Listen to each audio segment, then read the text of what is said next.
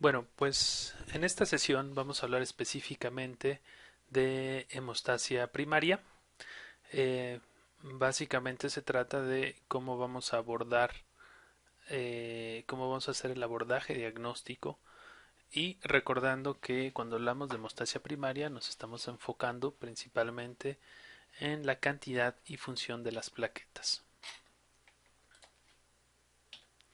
Bueno, y antes de entrar directamente al tema, nosotros sabemos que en la parte clínica podemos tener ciertos signos, ciertos hallazgos en el examen físico, en donde se evidente una hemorragia, ¿no? Aquí tenemos algunos ejemplos, como puede ser melena, hematoquesia, podemos tener epistaxis, hematomas, sangrado en mucosas, aquí estamos viendo también hematomas importantes, hematuria, en fin, una amplia variedad de signos clínicos que pueden estar en diferentes sitios del animal. Entonces, siempre pues una hemorragia es una emergencia médica, es una situación en la cual pues el animal, el perro o el gato pues está en riesgo, podría estar en riesgo su vida. Por supuesto que dependiendo de qué tan severa sea la hemorragia, pero es algo a lo que siempre se le tiene que poner atención.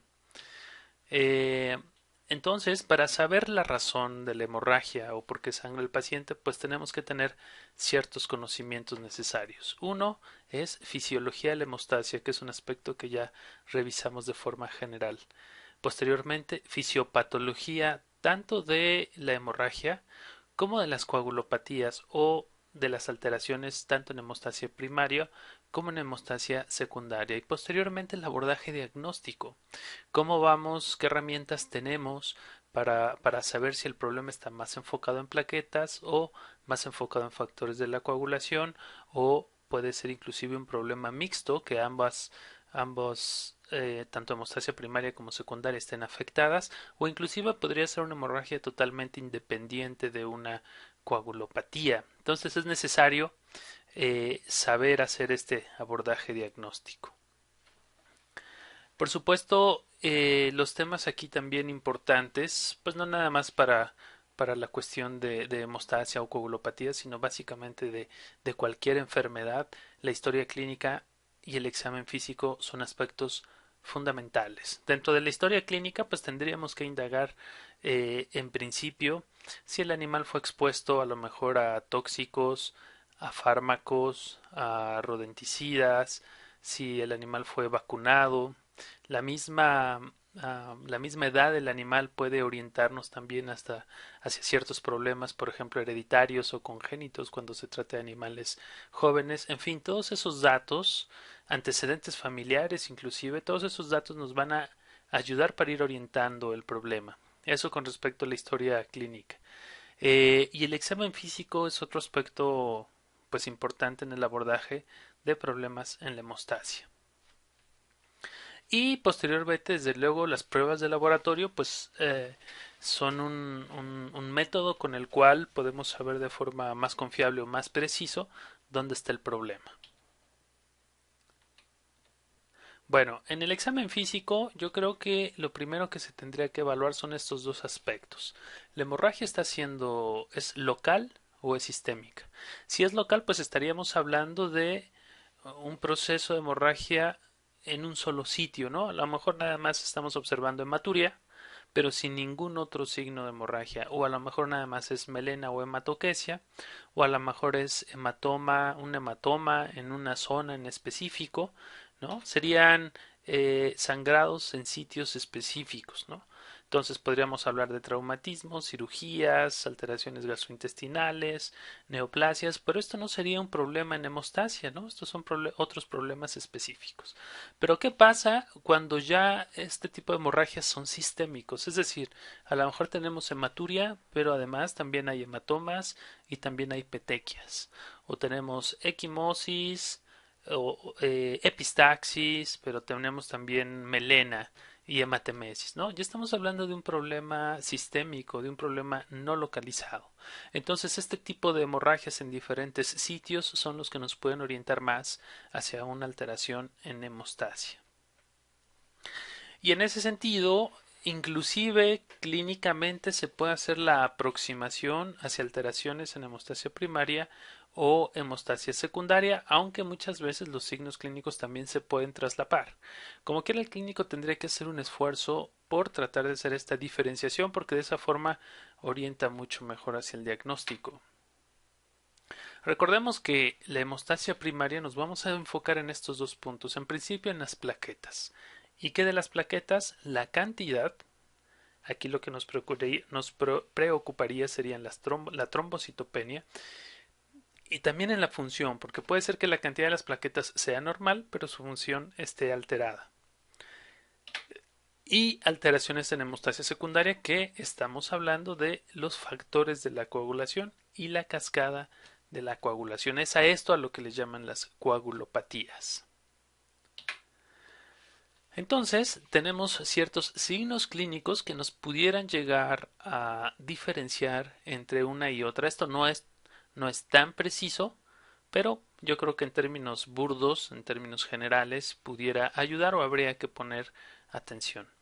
Entonces, cuando tenemos alteraciones en hemostasia primaria, regularmente el signo más frecuente va a ser petequias y equimosis y está representado en esta imagen, ¿no? Aquí tenemos, bueno, una llave y una manguera que asemeja esta manguera un vaso sanguíneo.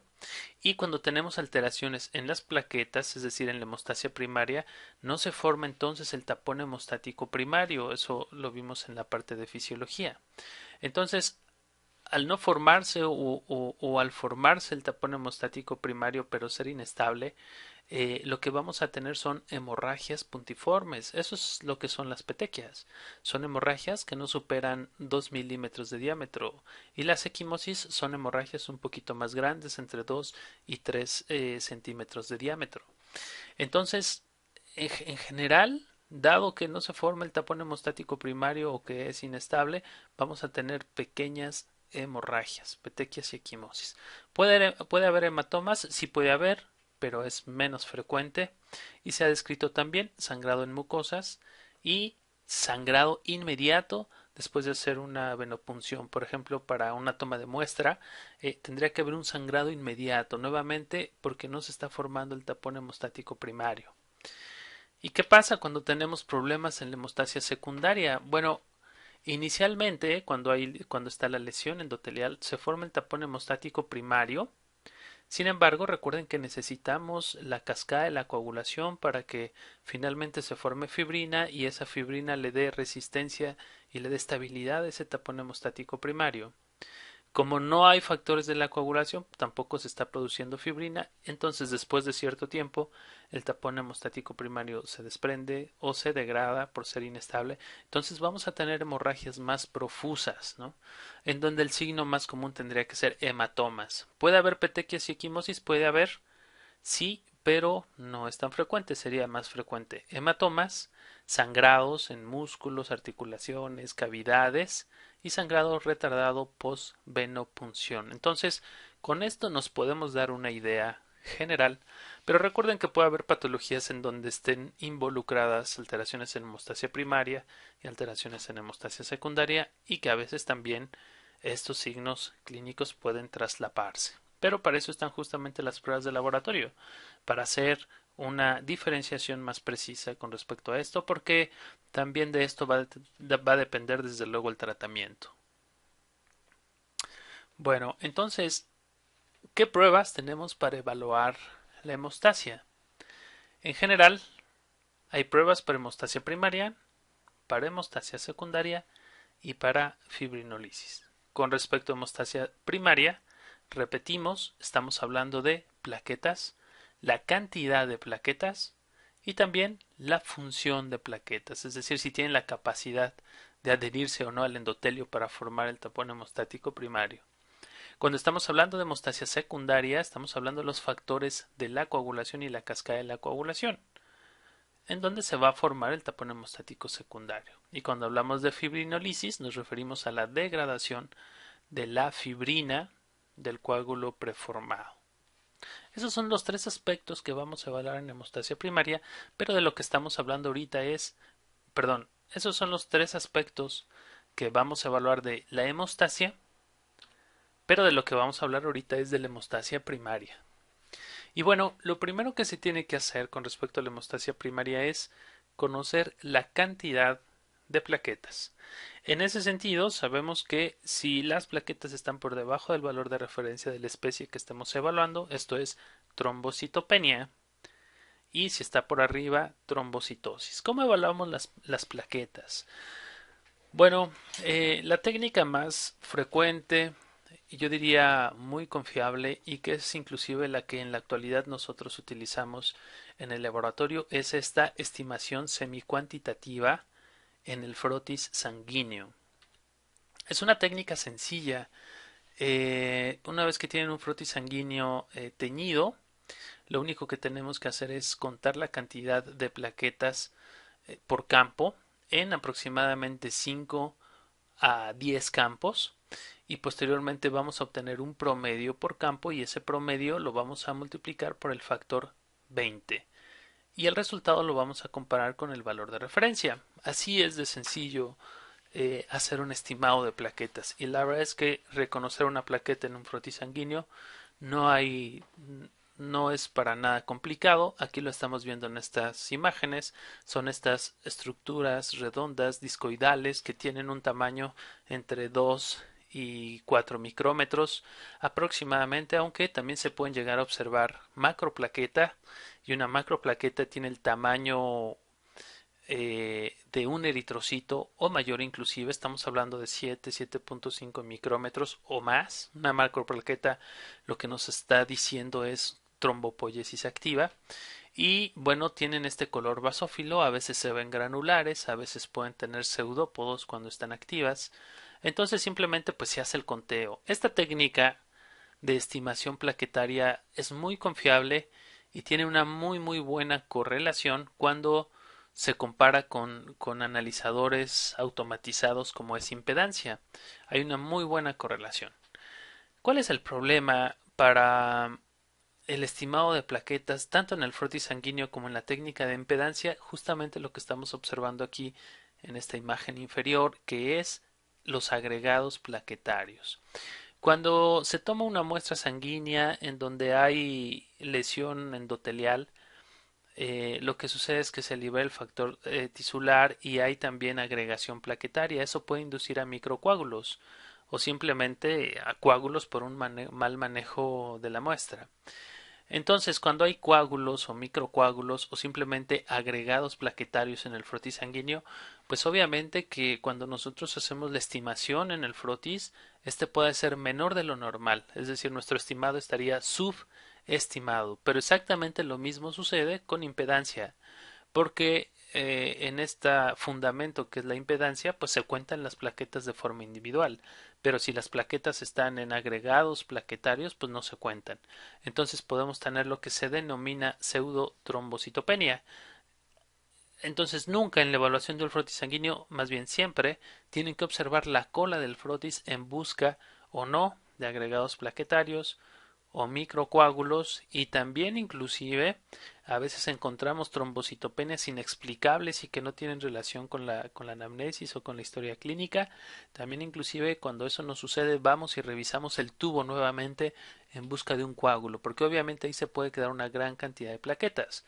Entonces es la única desventaja, el único detalle con respecto a estos conteos, tanto manuales como automatizados. Es algo en lo que tenemos que poner atención para aquellas personas que revisan frotis sanguíneo. Por lo demás, y si no hay agregados plaquetarios, la verdad que el valor es muy confiable. Ahora, aquí tenemos el valor de referencia para perro, que es de 200 a 600, es el que regularmente tomamos en cuenta para definir si hay trombocitopenia o trombocitosis.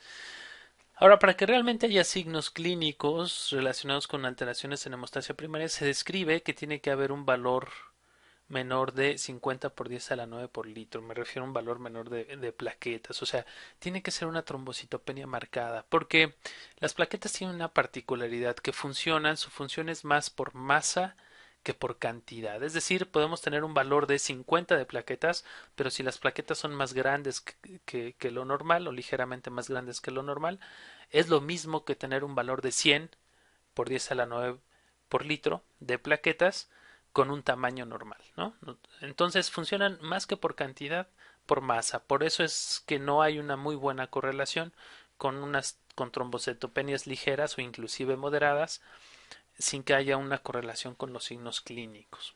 Pero menos de 50 se describe que ya podríamos observar alteraciones en hemostasia primaria. Bueno, si no quisieran hacer todo el conteo, simplemente saber que si en un campo nosotros estamos observando más de 30 plaquetas, estaríamos hablando de trombocitosis. Lo normal es ver entre 10 y 29 plaquetas por campo, y si vemos entre 4 y 8 o menos, ya estaríamos hablando entonces de trombocitopenia. Entonces, esta es la primera parte de la evaluación de la hemostasia primaria, contar la cantidad de plaquetas. Posteriormente, ¿qué más se puede hacer? Esta prueba que se llama tiempo de sangrado de la mucosa oral. En realidad esta prueba no es de laboratorio, es una prueba que se hace a nivel de clínica, y es una prueba que nos va a ayudar a evaluar principalmente la función plaquetaria. Evalúa función plaquetaria, y esta prueba va a estar indicada en aquellos perros que no tienen trombocitopenia, porque obviamente esta prueba se va a ver afectada en los perros con trombocitopenia o gatos con trombocitopenia. Entonces, lo primero que tenemos que saber es la cantidad de plaquetas en el animal. Si la cantidad de plaquetas es normal, pero seguimos viendo ciertos signos clínicos y que a lo mejor nos orienten hacia problemas plaquetarios, entonces es cuando nosotros tenemos que evaluar la función, porque puede ser que estén las plaquetas, pero que estas plaquetas no se estén adhiriendo al endotelio, y por lo tanto tengamos esos sangrados. Entonces, esa es la parte más importante en la indicación para realizar esta prueba. Y esta prueba no se ve alterada en problemas de hemostasia secundaria, exclusivamente en problemas de hemostasia primaria. Entonces, si tenemos alteraciones en la función, pues la patología que podríamos asociar con mayor frecuencia va a ser deficiencia del factor de von Willebrand, aunque hay algunas otras causas que se pueden asociar, ¿no? Pero en realidad nos orienta hacia este problema hereditario, que es deficiencia del factor de von Willebrand. Aquí tenemos el tiempo. Este es el valor de referencia, que se va a entender mejor con estas imágenes. Bueno, en el procedimiento lo que se tiene que hacer es primero tener un animal tranquilizado o anestesiado. El tiempo de sangrado de la mucosa oral se hace regularmente en la mucosa del belfo, el cual se expone y se puede amarrar el belfo con una gasa o cualquier otra cosa. Posteriormente vamos a usar una lanceta. Estas lancetas son comerciales y es importante usar esta y no algún otro objeto como un bisturí, por ejemplo, eh, o alguna otra cosa con la que se pueda hacer un corte en la mucosa, porque estas lancetas tienen la longitud y tienen la profundidad específica. En realidad es una lesión muy pequeña, y esa lesión pequeña es la que me permite que únicamente se evalúe la acción, la función de las plaquetas y no los factores de coagulación. Es decir, la lesión es tan pequeña que para detener la hemorragia no se necesita la cascada de la coagulación. Por esa razón, aunque haya deficiencia de factores, esta prueba no se ve alterada en esos casos.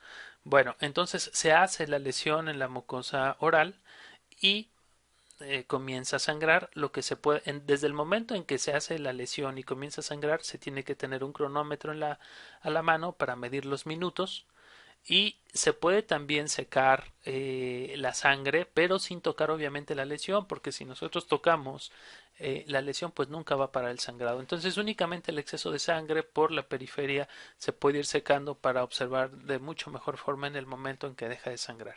Entonces, en el momento en que se detiene el sangrado, paramos el cronómetro y pues revisamos el tiempo, los minutos. Entonces, se ha descrito estos valores de referencia. Si se supera 4.2 minutos para perro y 2.4 minutos para gato, se dice que el tiempo de sangrado de la mucosa oral está prolongado. Entonces tendríamos alteraciones en la función plaquetaria, siempre y cuando el conteo de plaquetas sea normal, porque si de antemano tenemos trombocitopenia, pues es obvio que va a salir o que podría salir alterado, ¿no? Entonces primero tenemos que saber que el control que la cantidad de plaquetas es normal.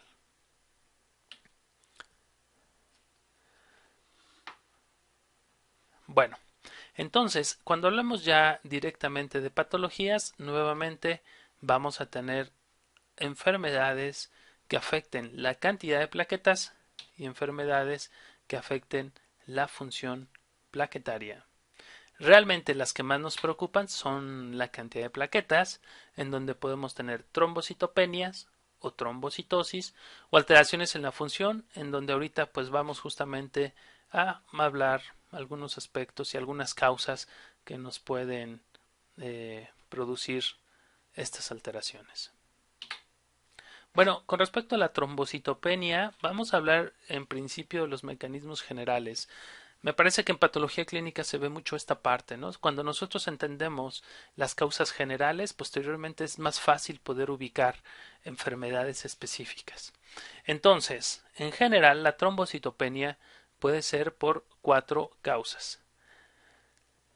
La primera es disminución en la producción. Entonces aquí obviamente estamos hablando que es un problema o una alteración en el sitio en donde se producen las plaquetas. ¿Dónde es? En médula ósea a partir de los megacariocitos. Entonces, cualquier problema que pueda haber en médula ósea puede afectar a megacariocitos y obviamente no nada más a megacariocitos, también a la línea roja, también a la línea blanca y por supuesto a las plaquetas. Pero bueno, un problema en médula ósea, ahorita vamos a detallar más las causas. La otra posibilidad es un incremento en el consumo. Nosotros hemos estado hablando un poco de fisiología y sabemos que se utilizan las plaquetas en lesiones endoteliales. Pero imagínense que esta lesión endotelial es sistémica. Obviamente hay un gran consumo y utilización de plaquetas, pues puede ser otra de las causas de trombocitopenia. Secuestro, que sinceramente es una causa que yo veo con muy poca frecuencia y que casi nunca tiene un significado clínico importante porque no suelen ser trombocitopenias marcadas, pero se ha descrito en esplenomegalia. Esto no lo vamos a detallar tanto, pero en teoría cualquier causa de esplenomegalia puede llevarte a producir trombocitopenias. Y esto es porque pues, simplemente se secuestran. El vaso también es un reservorio, perdón, no nada más de eritrocitos, sino también de plaquetas. Y destrucción, que cuando hablamos de destrucción plaquetaria, estamos hablando a su vez de trombocitopenia inmunomediada básicamente. Bueno, con respecto a disminución en la producción, yo les comentaba, son alteraciones, problemas, enfermedades que afectan de forma directa o indirecta médula ósea. ¿Cuáles son las causas? Fármacos. Tenemos una larga lista de fármacos, algunos de los que estamos observando aquí, que en cierto modo pueden afectar a células de rápida replicación, como es los quimioterapéuticos, por ejemplo. Algunos otros fármacos pueden ser mielotóxicos, como son los estrógenos. Y pues no siempre tenemos resultados predecibles en muchos de estos fármacos. Es decir, yo he visto casos en donde se administra albendazol y no pasa nada, pero también he visto un caso de necrosis medular secundario a este fármaco. Lo mismo pasa con los estrógenos. A veces a una perra que le inyectan estrógenos con una sola dosis es suficiente para tener mielotoxicidad y aplasia medular, y a otras, a pesar de tener dosis repetidas, pues puede que no le suceda absolutamente nada. Entonces no siempre son predecibles eh, en todos los casos las alteraciones en médula ósea con algunos fármacos, ¿no? Si hablamos de quimioterapéuticos, a lo mejor sí, dependiendo la dosis, la frecuencia, el tipo de quimioterapéuticos, sabemos que se tienen que estar evaluando de forma periódica las células hematopoyéticas. Bueno, entonces fármacos en general, agentes infecciosos, que para nosotros el clásico es la Ehrlichia, ¿no? Es el clásico agente infeccioso, esta riqueza que nos puede llegar a causar principalmente en su fase crónica aplasia medular, y entonces tenemos anemia, tenemos trombocitopenias severas y tenemos también leucopenias. Aunque en fases tempranas también puede haber trombocitopenia, además de un probable problema en médula ósea, se ha descrito un mecanismo inmunomediado. No podría ser multifactorial en caso de la Ehrlichia, pero al final, eh, por lo menos en esta etapa crónica, sí suelen ser trombocitopenias marcadas por aplasia medular. Parvovirus y distemper son virus que también pueden llegar a afectar a médula ósea, pero de igual forma la causa de trombocitopenia pudiera llegar a ser multifactorial, ¿no? Sí, disminución en la producción, pero ahí puede haber también algunos otros factores. Por ejemplo, en parvovirus, regularmente estos perritos, estos cachorros pueden tener también cierto grado de septicemia, de ahí las neutropenias tan marcadas, y obviamente lesión endotelial y consumo de plaquetas, no nada más disminución en la producción. En el caso de gatos, leucemia viral felina, que nos puede producir también cualquier tipo de alteración hematológica que nos podamos imaginar, y una de ellas es aplasia medular, inmunodeficiencia felina también, micosis sistémicas que afecten a todas las líneas hematopoyéticas, o mieloptisis. Cuando hablamos de mieloptisis, seguramente lo explicábamos en cuestiones de interpretación de la línea roja, nos estamos refiriendo a la sustitución de células o tejido hematopoyético. Esta sustitución regularmente se da por células neoplásicas, pero también puede ser por edema o puede ser por fibrosis o por necrosis, cualquier otra cualquier otro componente que pueda estar desplazando a las células hematopoyéticas, pero casi siempre se usa más para células neoplásicas, ya sea que se están originando ahí mismo en médula ósea, como en el caso de una leucemia, o ya sea que se trata de metástasis de algún otro órgano. Bueno, entonces esto también nos afectaría la cantidad de megacariocitos y como consecuencia la cantidad de plaquetas. Bueno, cuando hablamos de destrucción, les decía, estamos hablando de trombocitopenia inmunomediada. La trombocitopenia inmunomediada, similar a lo que sucede con la anemia hemolítica inmunomediada, se clasifica en dos tipos, que es primaria y secundaria. A la primaria también se le denomina autoinmune y es cuando en determinado momento se exponen antígenos que no reconoce el organismo o los reconoce como extraños y se producen anticuerpos en contra de estos antígenos plaquetarios. Pero cuando es primario o cuando es autoinmune, en realidad no hay ningún otro factor secundario que esté induciendo la expresión de estos antígenos. Cuando estamos hablando de una trombocitopenia secundaria o inmunomediada, pues entonces aquí sí puede estar asociada a fármacos. Hemos visto algunos casos que sucede postvacunal, a vacunas, agentes infecciosos, un poquito más raro, pero a neoplasias, en fin, siempre va a haber algún otro mecanismo que me está alterando, ya sea la conformación de la plaqueta o que está haciendo que exteriorice ciertos antígenos que de manera normal están en la parte interna de la membrana de la plaqueta, o pueden ser antígenos, agentes infecciosos que se están adhiriendo a la plaqueta. Entonces sintetizan anticuerpos en contra del agente infeccioso, pero el agente infeccioso está adherido a la membrana de la plaqueta, o fármacos que se adhieren también a la plaqueta, en fin, ¿no? Ahí ya serían diferentes causas. Bueno, se ha descrito en animales de un amplio intervalo de edad, desde los 3 meses hasta los 17 años. Sin embargo, en promedio entre 4 y 8 años, o sea, entre animales jóvenes adultos.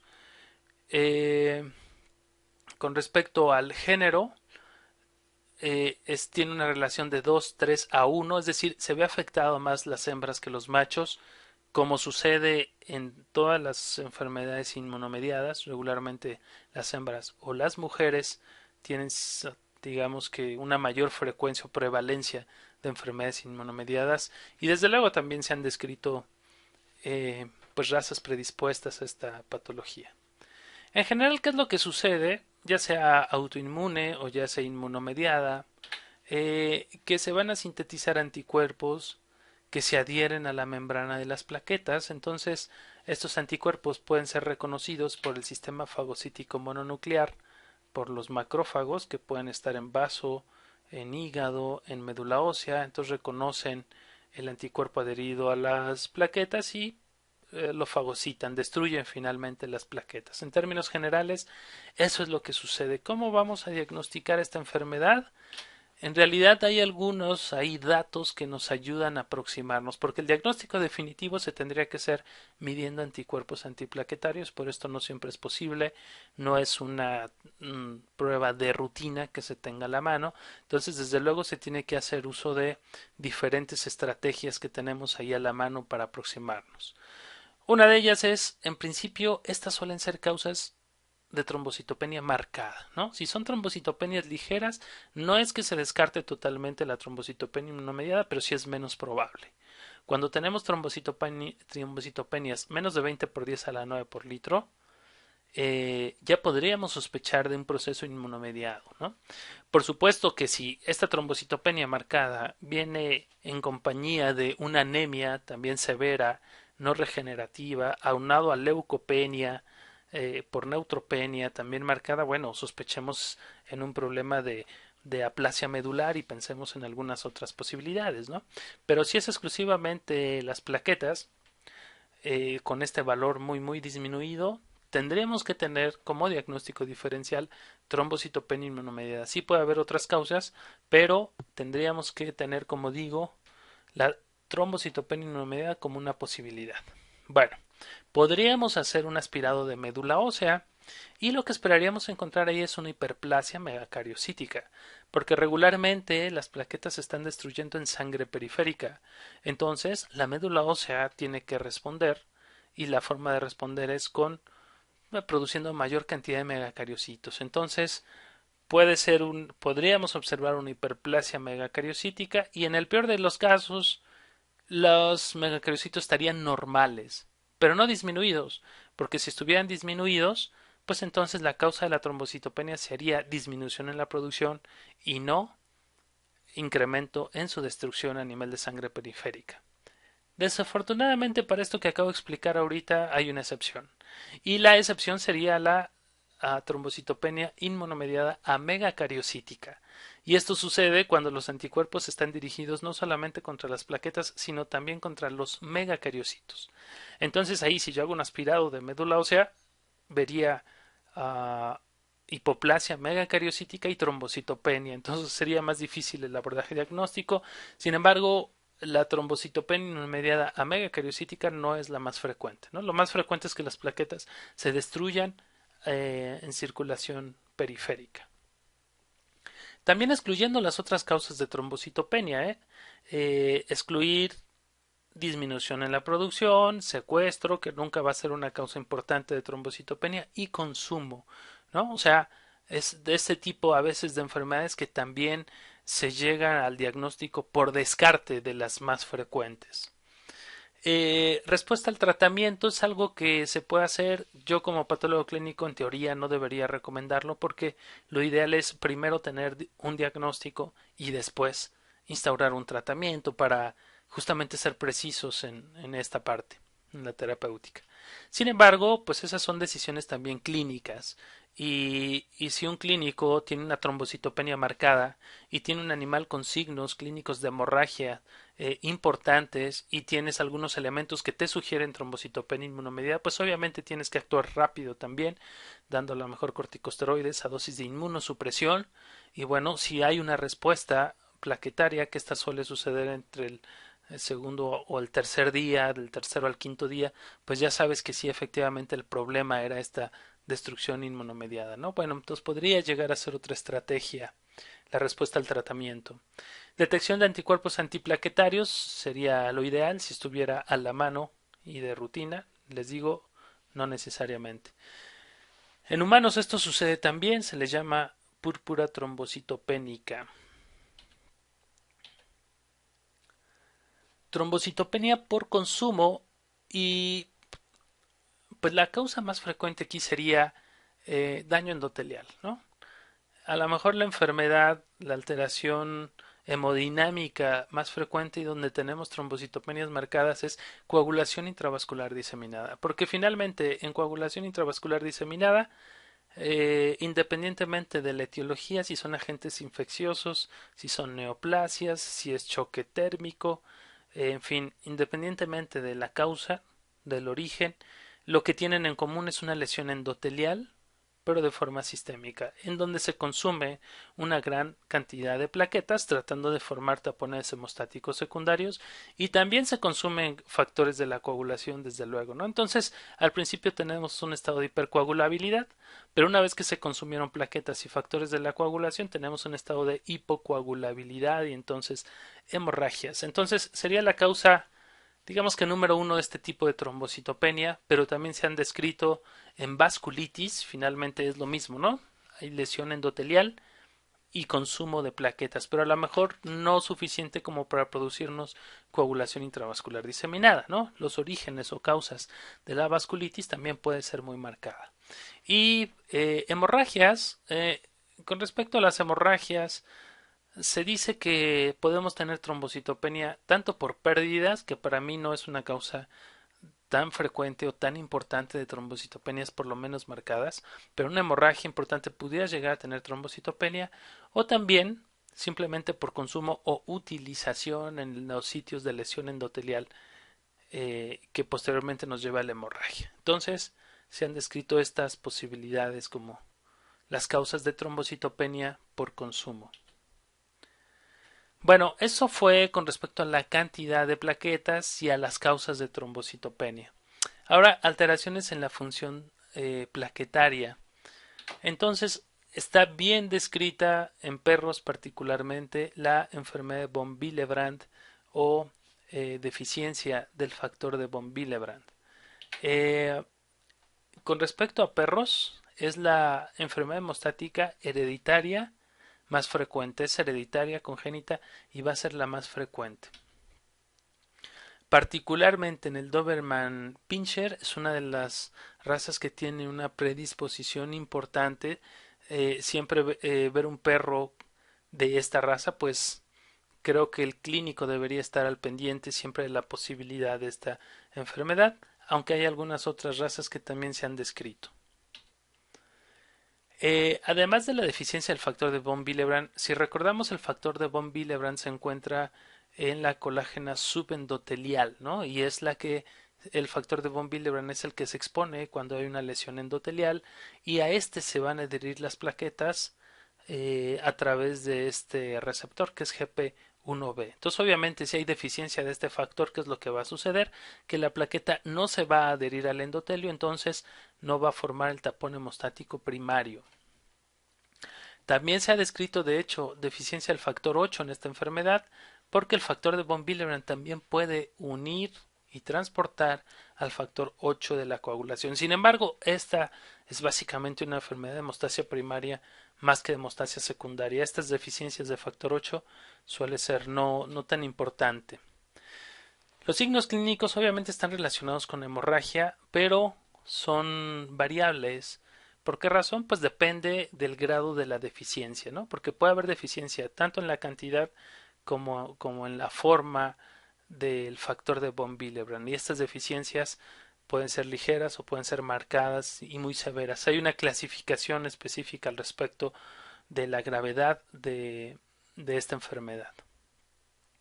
El diagnóstico, pues inicialmente les decía, una vez que hacemos el conteo, una vez que tenemos un animal con signos clínicos que nos sugieren alteración de hemostasia primaria, hacemos el conteo de plaquetas y el conteo de plaquetas es normal, descartamos la posibilidad de trombocitopenia, entonces hacemos la prueba de sangrado de la mucosa oral que nos indica hay un problema en la función plaquetaria, si descartamos la posibilidad de fármacos o algunas otras patologías que sabemos pudieran llegar a alterar la función, pues bueno, nos quedaría enfermedad de von Willebrand y si es una raza en donde se ha descrito esta predisposición, pues ya vamos orientando más el diagnóstico. Entonces, se puede hacer ya para hacer el diagnóstico definitivo, tratar de determinar el antígeno en plasma y esto se hace por ELISA. Bueno, eso es con respecto a la enfermedad de von Willebrand. Y bueno, otra causa de alteraciones en la función plaquetaria es fármacos, el uso de fármacos, particularmente AINES, porque algunos AINES pueden inhibir la síntesis del tromboxano A2. Y si recuerdan, en los aspectos que vimos de fisiología, en una fase de las plaquetas relacionada con hemostasia primaria, la plaqueta se activa, cambia de forma, libera gránulos y dentro de estos gránulos se encuentra el ADP y los tromboxanos y estos van a servir para la agregación plaquetaria. Entonces, muchas veces, bueno, algunas veces cuando se administra AINES puede alterar en cierto modo la función plaquetaria. Les decía, hay muchas otras causas que se han descrito que puede alterar la función de plaquetas. Sin embargo, pues ya no las mencionamos aquí porque digamos que no serían tan frecuentes y no son hallazgos tan contundentes tampoco.